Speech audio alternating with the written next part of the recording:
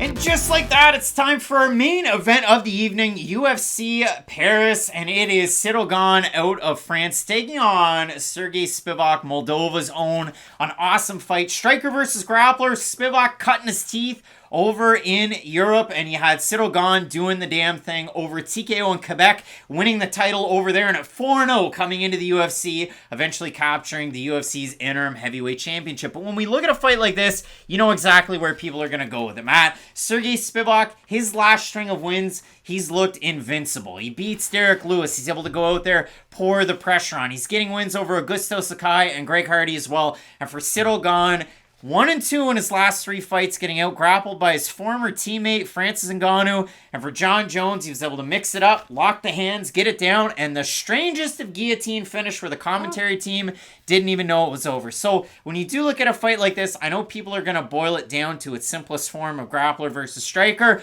There's obviously complexities with it, and I wish we had Robin Black to break them down that way. He was on the call for the Gane fights at TKO. But I know that we're excited for this one at Fight Night Picks because Ciryl Gane is to the nth degree of a striker that you're going to find at heavyweight. But Serghei Spivac, man, when that guy's on, he's pressuring forward. He's a tough out for a lot of heavyweights. I'm going to call this main event UFC recency bias, because if you just judge these guys based on their last few fights, you're probably assuming Serghei Spivac's going to win by a landslide, because what does he do so well? Gets on top of his opponent, makes it a suffocating fight too, right? He doesn't just have to rely on the ground and pound and the submission ability. He's a heavy top fighter. We don't see Serghei Spivac just get bucked off all that often, because even though he's not, I was going to say not the biggest heavyweight, he is kind of a weird heavyweight, right? The guys who have to cut weight for 265 look quite a bit bigger than him, even though he is quite a big frame coming in at basically the limit. But for Spivac, this is my big problem with the matchup. He's not amazing at closing the distance before he gets those takedowns. He does have that ability to go in, kind of with the zombie hands and try to close the distance. And yes,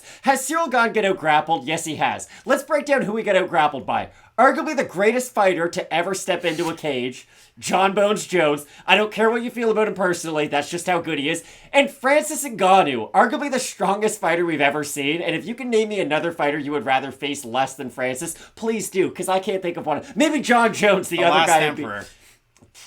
I think I couldn't imagine the fear you would feel fighting Francis Ngannou. My point is, though, Francis can threaten you from the outside with his boxing, right? He has insane power that we've rarely seen. Insane power. Oh, you've never messed up a word, Craig. He has insane power that you rarely see in MMA. He basically hits as hard as Deontay Wilder, but his gloves are as quarter as heavy. So guess what? He's going to hit you very, very hard. But for Ciryl Gane, so he had to respect you at the long range, and then on the inside, Francis did what nobody thought he was going to do. He put on the knee wraps because his knee was blown, and he was able to go out there and really do a good job wrestling, especially with that top position, because for Gane, he's very crafty on the ground. I will give him that. He does go for submissions, but he's not like Damian Maia. It's not a submission to where he's setting up the next opportunity. He's not going for a leg lock to then take your back to then rear naked choke you like a Fabricio Verdum would. So I think in the back, or on his back, he could have a lot of trouble against a guy like Serghei Spivac, especially if Spivac's able to do what he did to Tai Tuivasa and get the ground and pound going as well. But if they're on the feet, I think Serghei's going to have a really hard time closing the distance to get that initial takedown. Gane training at MMA Factory for this one. He brought in Cyril Marais, who's a French judoka who won bronze at the 2016 Olympics in Rio. So good to see there. And obviously, we've seen the controversy surrounding his teammate, Slim Trebelsi. Is he going to be with Bellator fighting Davion Franklin? I don't know. Is Bellator going to be around? I don't know that either. But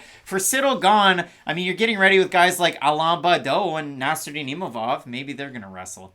Not all that much. But if you do look at it for Gane, we've seen him withstand some adversity. He went out there. He was able to outstrike Alexander Volkan. But was that a lot of adversity? Like, he was never genuinely in trouble in that matchup. Yes, he got hit by some shots, but it's not like he got dropped like he did in the Tuivasa fight or anything like that. That's the next point. He was able to go out there in last year's main event in Paris, take on Tai Tuivasa, who dropped him with that big shot. Gane gets back up, and then, of course, you see Gane go to the wall with those body kicks, and he's able to get the finish with it. So for Gane, even going back to his fight against the judo man himself, Lord Kong Dontel Mays, late in the third round, he's able to go out there and get the heel hook win. But when he commits to a heel hook, or when he commits to a Kimura, the Kimura, when he's on bottom, might not be to try and sweep to get out of position. He's actually going for that Kimura to land the submission win. That's not going to work against the polar bear Serghei Spivac, who, going out with the PFL's Marina Maktenikova. It's an interesting couple out there for Serghei Spivac.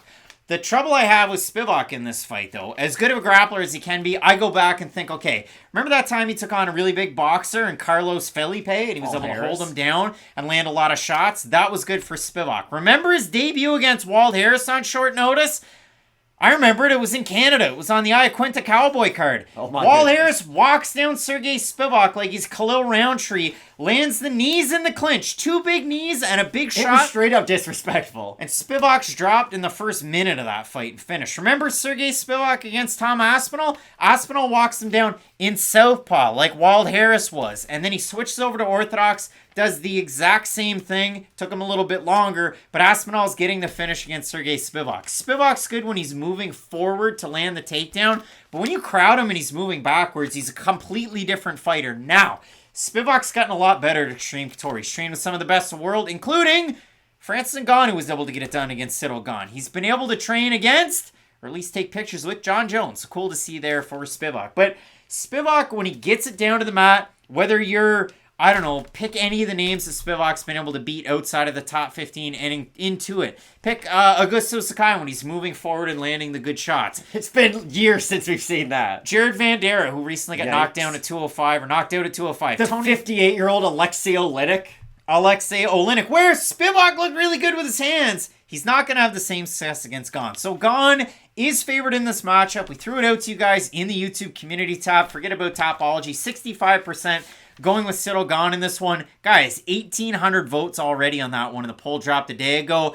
Brendan's saying if Spivac can get decent takedowns, he wins. But on the feet, Gane wins. We've got, I guess, Matt is going to go with Gane. Craig goes Spivac. Also got Spivac. Anthony's saying apparently Gane had been training wrestling a lot more, so maybe he can stop the takedowns. And Bill Cipher saying I'm taking Spivac. If he gets whacked early, so be it. I just can't pick Gane after watching him get taken down over and over by Francis and knee sleeves. So Matt, apparently I have Serghei Spivac and you have Ciryl Gane, and the world's got us figured out. Who do you have in this fight? They called it. I do have Ciryl Gane. Again, I have Ciryl Gane too.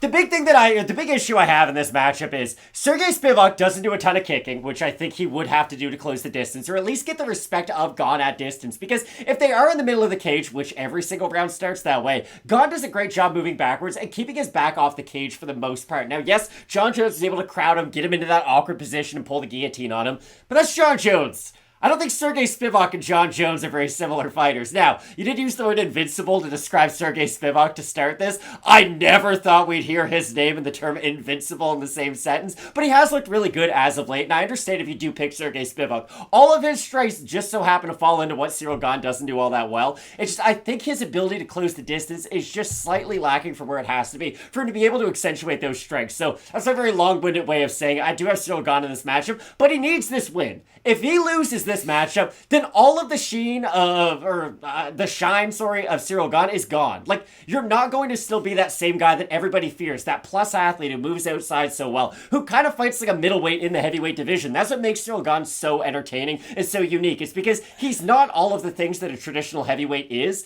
So if he's able to get the win, he can get right back on track. But if Serghei Spivac's able to get this dub, I think it's going to go a lot like that Tai Tuivasa fight. It's going to be a lot of intense ground and pound, which should open up Ciryl Gane on the mat and start opening up some of those submissions. And for Gane, I mean, if you do consider it, I mean, one of the most fleet-of-foot heavyweights we've ever seen, pinpoint accuracy on the feet. But when he gets into those struggling positions, into some of the clinch spots, yeah, he's got good knees and he's got good elbows in his own right. We even remember the fight against Jairzinho Rosenstruik, where there were a lot of non-starter positions. One of the more boring fights you can go back on the rewatch. So both of us in this one with Bon Gamin, Ciryl Gane. Last thing, are you a little worried that we are going to see a similar performance out of Ciryl Gane, where he's going to be a little bit too tentative to where, hey, he's on the outside circling around, landing the jab, landing the kick every now and then? No, because in Paris against Tai Tuivasa, he was more than... But Tai got on the inside and heard him before we really saw Ciryl Gane turn up the volume, whereas I don't think Spivac's going to all of a sudden get on the inside and land an overhand right on him. Serghei Spivac, he could be the next Garrett Armfield, one of the best boxers of the generation of bantamweights at this current juncture. Matt, 10 fights as we record this on Monday night. 2 of them are out. Taylor Lapilus was supposed to come back into the UFC, take on Muin Gafurov. I was excited because that tricky southpaw on Lapilus, he's a lot of fun to watch. It seems like they're going to try and find a fight for him. We also had a fight drop out between France's Jaguar, William Gomis, and he was going to be taking on Daniel Almeida. That fight is off. but apparently they're still looking to rekindle some sort of a matchup there. So you know the drill. At Fight Night Picks, you can find us on YouTube here, Instagram, Twitter. As soon as the fights are announced, we'll do our very best to throw those videos at you right now. The individual videos are as important as they've ever been, so make sure you toss a like on these. Keep it rolling with Fight Night Picks and question mark kicks as always on Saturday. That one's going to be at a special time because this card's very early, so I know I packed you with a lot of information. You get your homework booklets, Matt. That's my homework booklet right there. It's so warm in here, Craig. I can't stress it enough. The tarps, your face isn't that red for no reason. The tarps are coming off, and we threw it together this week. Keep it locked in with Fight Night Picks, we always say. Let's get into it.